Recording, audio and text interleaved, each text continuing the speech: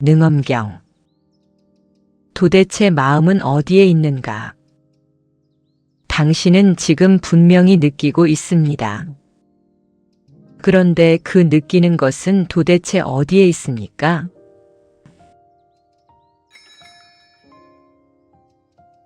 지금 이 목소리가 들린다는 것은 알지만 그것을 듣고 있는 것이 어디에 있는지는 한 번도 물어본 적이 없었습니다. 지금 이 목소리가 귀에 닿습니다. 소리가 들어오고 있습니다. 이 소리들이 어떤 의미인지를 알아듣고 있습니다. 이 알아듣는 것이 마음입니다. 그렇다면 묻겠습니다. 그 마음은 지금 어디에 있습니까? 당연한 물음처럼 들리지 않을 수 있습니다. 마음이 어디에 있는지를 왜 묻습니까? 당연히 내 안에 있지 않겠습니까? 가슴 어딘가에 혹은 머릿속에. 그렇게 알고 살아왔습니다. 그 당연함 안에 잠깐 균열을 내겠습니다. 균열이 없으면 안으로 들어갈 수 없습니다. 가슴을 가리킵니다. 마음이 여기에 있습니다. 그런데 가슴을 열어보면 심장이 있고 폐가 있고 혈관이 있습니다. 마음은 보이지 않습니다. 머릿속이라고 합니다. 뇌가 있습니다. 신경이 있습니다. 거기에도 마음은 보이지 않습니다. 몸 전체라고 합니다. 그런데 몸 전체가 마음이라면 손발끝도 마음이고 등도 마음이어야 합니다. 발바닥에 마음이 있다고 하는 사람은 없습니다. 마음이 있다는 것은 압니다. 지금 무언가를 듣고 있고 무언가를 생각하고 있으며 무언가를 느끼고 있습니다. 이것이 마음이 없으면 일어날 수 없습니다. 그런데 그 마음이 어디에 있는지는 정확히 모릅니다. 평생 이 마음과 함께 살아왔습니다. 이 마음이 아프면 모든 것이 의미가 없어졌고 이 마음이 기쁘면 모든 것이 좋아졌습니다. 마음은 삶의 모든 것을 좌우해왔습니다. 그런데 그 마음이 어디에 있는지를 한 번도 제대로 물어본 적이 없었습니다. 있다는 것은 의심하지 않았습니다. 어디에 있는가는 생각조차 안 해봤습니다. 오늘은 그 물음 앞에 서겠습니다. 답을 찾으러 가는 것이 아닙니다. 이 물음의 구조 안으로 들어가겠습니다. 들어가다 보면 무언가를 발견하게 됩니다. 그것이 무엇인지는 지금 말하지 않겠습니다. 걸어가면서 보겠습니다. 가장 오래 함께 살아온 것인데 이름도 주소도 모릅니다. 마음이라는 말을 삶에서 얼마나 많이 사용했습니까? 마음이 아프다. 마음이 편하다. 마음에 걸린다. 마음을 먹었다. 마음이 통했다. 마음이 멀어졌다. 마음이 흔들린다. 이 모든 표현에서 마음은 매우 구체적으로 작동합니다. 허구가 아닙니다. 살아있는 경험입니다. 마음이 아픈 것과 몸이 아픈 것은 다릅니다. 그런데 마음이 아플 때 몸도 함께 아픕니다. 가슴이 무거워집니다. 잠이 오지 않습니다. 마음이 기쁠 때는 몸도 가벼워집니다. 마음과 몸은 연결되어 있습니다. 이것도 압니다. 그런데 그 연결이 어디에서 어떻게 일어나는지는 모릅니다. 새벽에 잠에서 막 깨어난 순간을 생각해 보십시오. 아직 완전히 깨어나지 않은 그 순간. 어제 어떤 일이 있었는지, 오늘 무엇을 해야 하는지 그런 생각들이 아직 올라오지 않았습니다. 그 상태에서도 무언가가 있습니다. 깨어 있다는 것을 알아차리고 있습니다. 아무 생각이 없는데 무언가가 깨어 있습니다. 그것이 마음입니까? 아마 그렇다고 할 것입니다. 그렇다면 그 마음은 생각이 없을 때도 있습니다. 마음이 생각은 아닙니다. 마음이 생각을 합니다. 이 구별이 처음에는 사소해 보입니다. 그런데 이 구별이 나중에 매우 중요한 자리로 이어집니다. 감정입니까? 분노가 왔다가 사라진 뒤에도 마음은 있습니다. 분노가 마음의 전부가 아니었다는 것을 압니다. 감각입니까? 눈을 감아도 마음은 있습니다. 귀를 막아도 마음은 있습니다. 이것도 아니고 저것도 아니라면 마음은 이것들 안에 있지 않다는 것입니다. 마음은 이것들이 드러나는 바탕입니다. 이것들이 머물렀다 사라지는 흐름입니다. 이것이 지금 가려는 방향입니다. 조금 더 들어가겠습니다. 안에서 찾고 밖에서 찾고 경계에서 찾았지만 모두 아니었습니다. 마음을 찾으려 할 때 자연스럽게 어딘가에서 찾으려 합니다.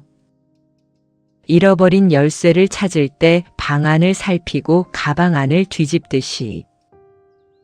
그런데 마음을 찾을 때 어딘가에서 찾을 수 있습니까? 지금 마음을 찾아보십시오. 가슴 쪽이 제일 먼저 떠오릅니다. 그런데 그것은 심장의 박동이거나 흉곽의 긴장이거나 숨이 오가는 것이거나 이런 것들입니다. 이것들은 몸의 현상입니다. 마음은 이것보다 다른 어떤 것인 것 같습니다. 머릿속을 봅니다. 생각들이 있습니다. 이것이 마음입니까? 이것들은 마음이 만들어낸 것들입니다. 생각이 없을 때도 마음은 있었으니 마음 자체가 이 생각들인 것 같지는 않습니다. 몸 구석구석을 살펴봐도 마음 자체가 어딘가에 앉아 있는 것을 발견하지 못합니다. 마음이 몸 안에 없다면 바깥에 있습니까? 바깥으로 주의를 돌립니다. 방 안이 있습니다.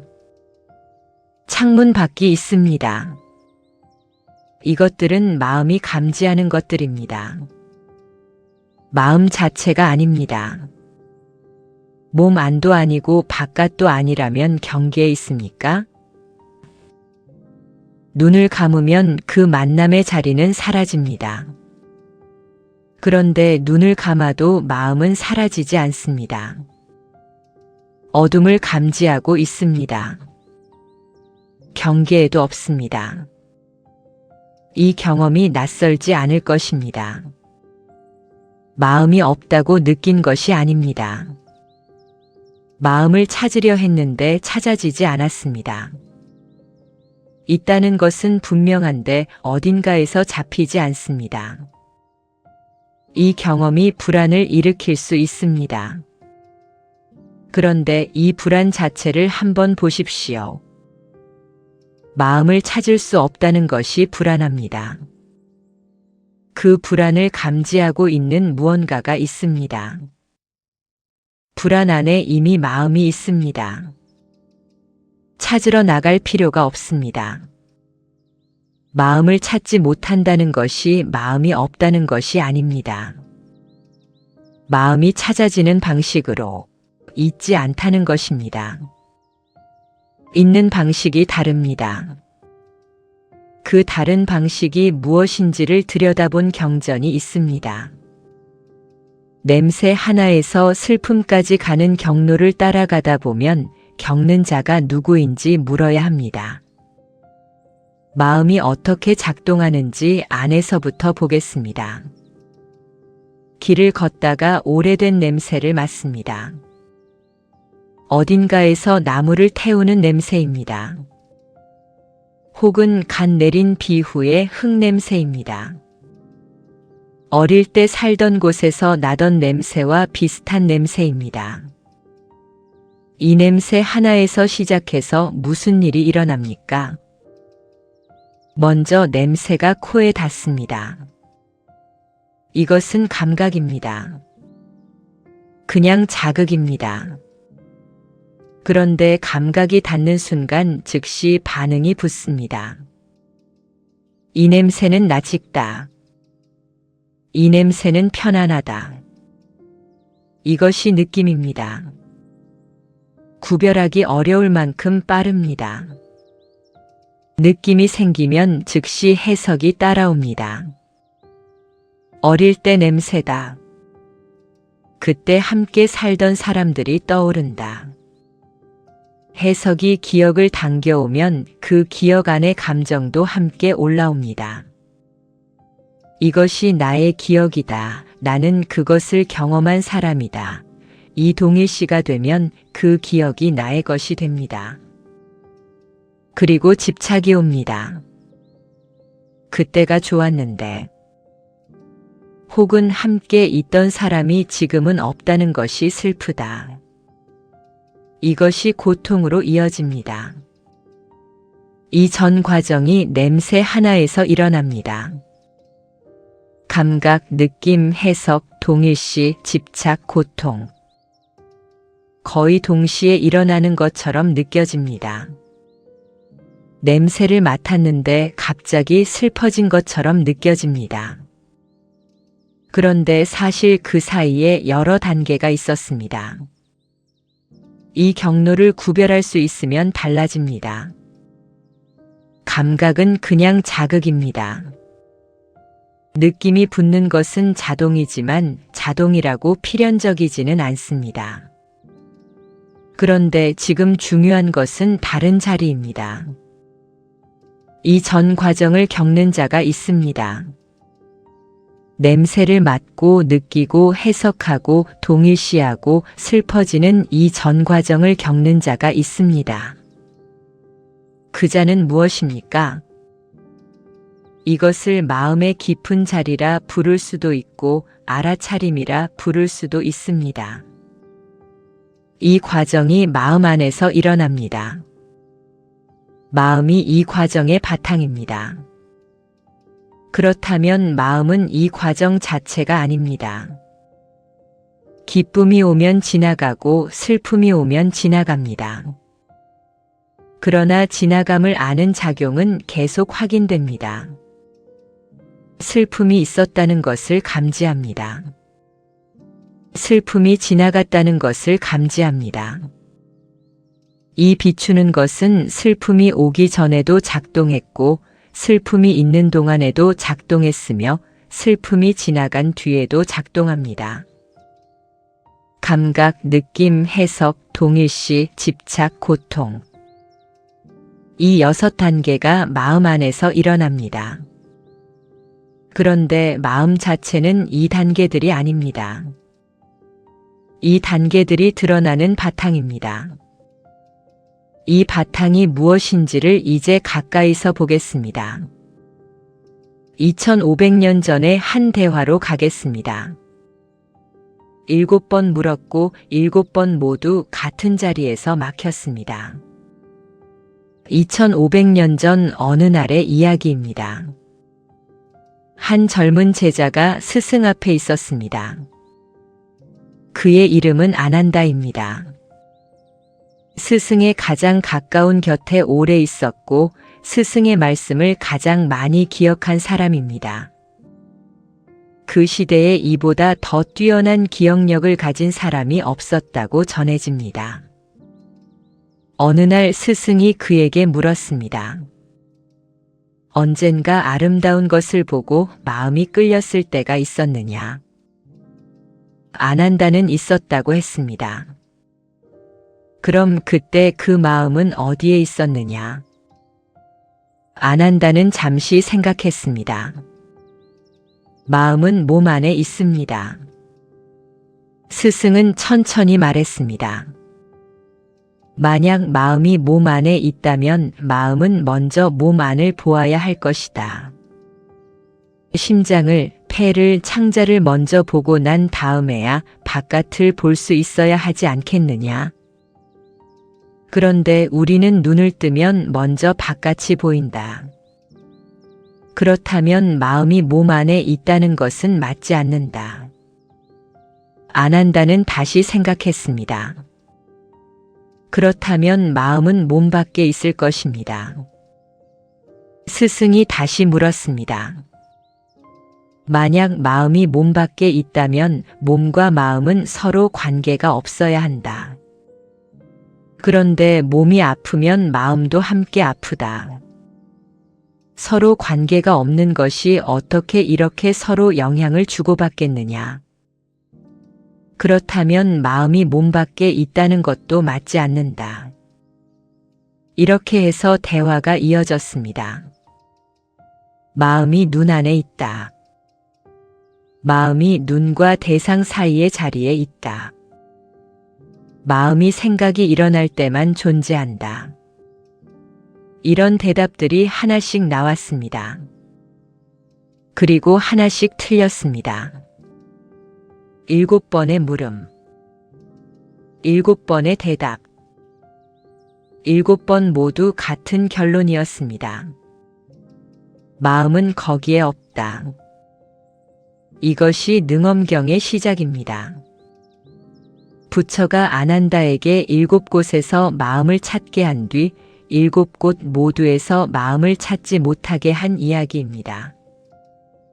능엄경이 이 이야기를 통해 전하려는 것은 마음이 없다는 것이 아닙니다. 마음을 어딘가에서 찾으려는 방식 자체에 문제가 있다는 것입니다. 무언가를 찾을 때는 찾는 자와 찾아지는 것이 서로 다릅니다. 잃어버린 반지를 찾습니다. 찾는 것은 나이고 찾아지는 것은 반지입니다. 둘이 다르기 때문에 찾는 것이 성립합니다. 마음을 찾을 때는 어떻습니까? 마음을 찾는 것도 마음입니다. 찾는 자와 찾아지는 것이 같습니다. 이 구조에서는 찾음 자체가 성립하지 않습니다. 너무 이해하려 애쓰지 않으셔도 됩니다. 지금 이것을 듣고 있는 바로 이것으로 이미 충분합니다. 불꽃이 자신을 태울 수 있습니까? 날카로운 칼이 자신의 날을 자를 수 있습니까? 모두 불가능합니다. 작동하는 것이 자신을 작동의 대상으로 삼는 것은 성립하지 않습니다. 이것은 결함이 아닙니다. 그것들이 그렇게 작동하는 본래 방식입니다. 마음도 그렇습니다. 마음은 아는 것입니다. 아는 것이 알려지는 것의 대상이 될 수 없습니다. 이것이 마음의 본성입니다. 결함이 아닙니다.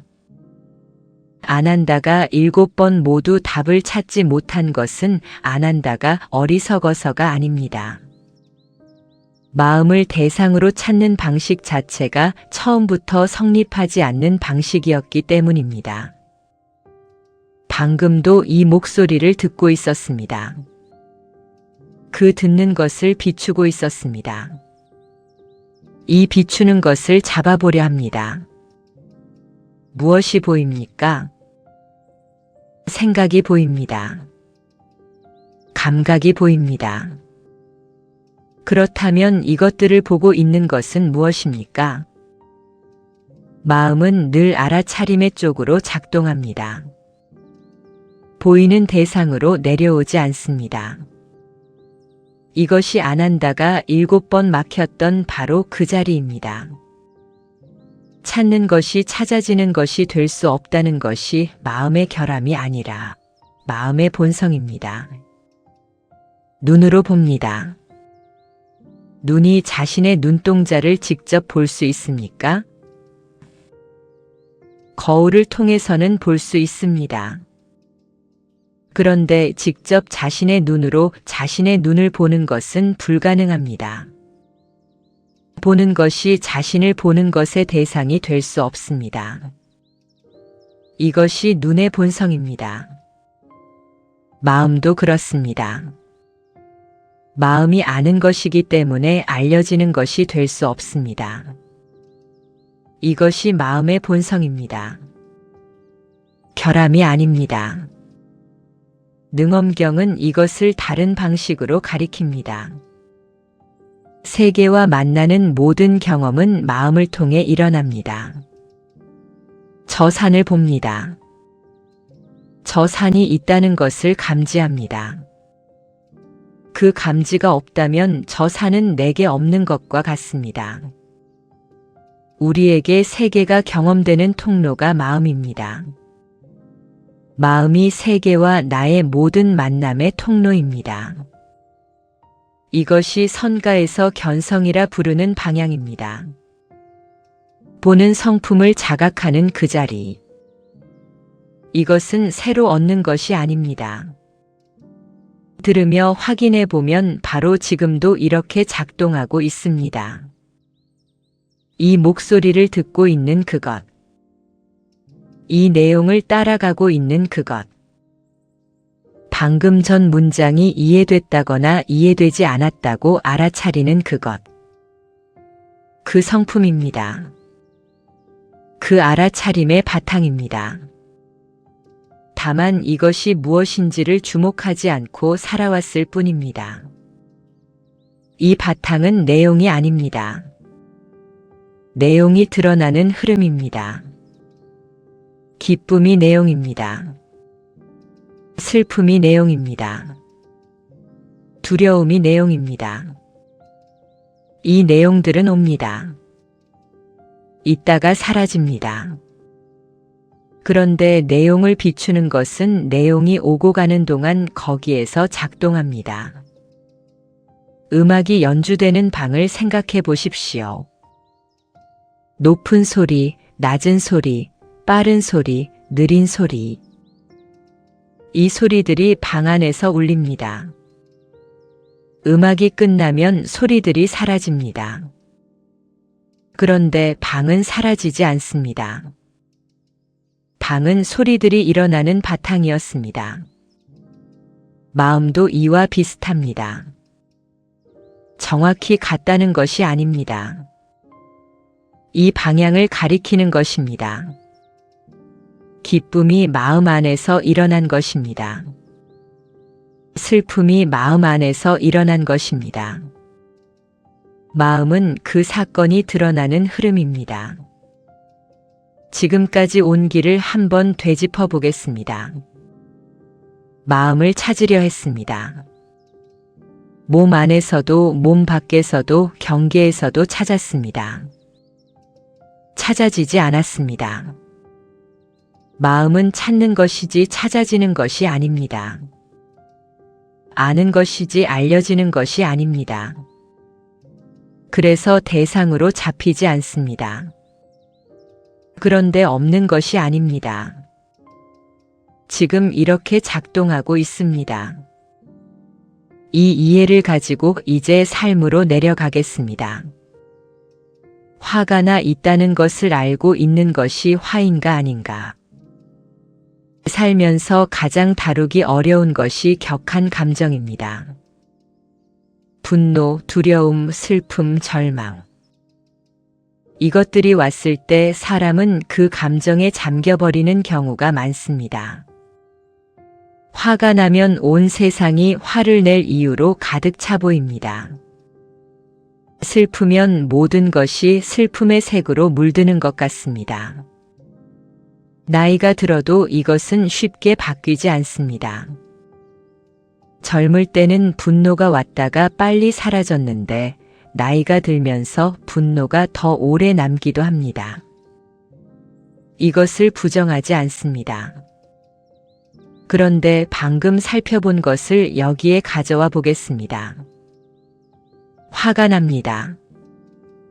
분노가 올라옵니다. 가슴이 뜨거워집니다. 이것은 사실입니다. 이 경험이 있습니다. 부정하지 않습니다. 그런데 이 순간에도 무언가가 작동하고 있습니다. 지금 화가 나고 있다는 것을 감지하고 있는 것이 있습니다. 그것이 분노입니까? 아닙니다. 분노를 비추고 있는 것입니다. 분노가 드러나는 바탕입니다. 분노는 왔다가 갑니다. 어느 순간 분노는 사라집니다. 그런데 분노가 사라진 뒤에도 무언가가 작동합니다. 분노가 있었다는 것을 감지합니다. 분노가 지나갔다는 것을 감지합니다. 이 비추는 것은 분노가 오기 전에도 있었습니다. 분노가 있는 동안에도 작동했습니다. 분노가 지나간 뒤에도 작동합니다. 감정의 내용이 바뀌어도 이 바탕은 함께 바뀌지 않습니다. 이것을 이론으로만 알면 별로 도움이 되지 않습니다. 화가 났을 때 이것을 머릿속에서 꺼내서 적용하려 하면 더 화가 납니다. 그렇게 하는 것이 아닙니다. 처음에는 분노가 지나간 뒤에야 이것을 발견합니다. 분노가 지나갔습니다. 비추는 것이 다시 드러납니다.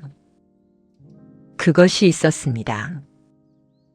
이 발견을 하는 것입니다. 한 번의 발견으로 충분합니다. 두 번, 세 번 반복되면서 이 발견이 쌓입니다. 발견이 쌓이면 달라집니다. 분노가 오는 동안에도 조금씩 이 비추는 것이 감지되기 시작합니다. 완전히 보이는 것이 아닙니다. 분노가 왔는데 분노 사이 어딘가에서 이 성품이 작동하고 있다는 것이 느껴집니다. 그것으로 충분합니다. 이것이 능엄경이 가리키는 방향 가운데 하나입니다. 특별한 자세로 특별한 장소에서 하는 것이 아닙니다. 일상의 모든 순간에 이 바탕이 작동하고 있다는 것을 발견하는 것입니다. 나이가 들면서 잃어버리는 것들이 있습니다. 오래된 관계가 사라집니다. 가까운 사람이 먼저 세상을 떠납니다. 몸이 예전과 달라집니다. 이 흐름 속에서 슬픔이 옵니다. 이 슬픔은 막을 수 없습니다. 막아야 하는 것도 아닙니다. 그 슬픔을 비추고 있는 것이 있습니다. 슬픔이 있다는 것을 감지하고 있는 것이 있습니다. 그것이 슬픔 자체입니까? 아닙니다. 슬픔이 드러나는 바탕입니다. 슬픔이 완전히 사라지지 않아도 좋습니다.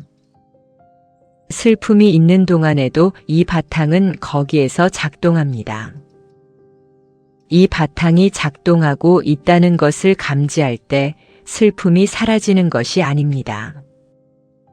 슬픔이 전부가 아니라는 것을 압니다. 슬픔보다 더 넓은 흐름이 있습니다.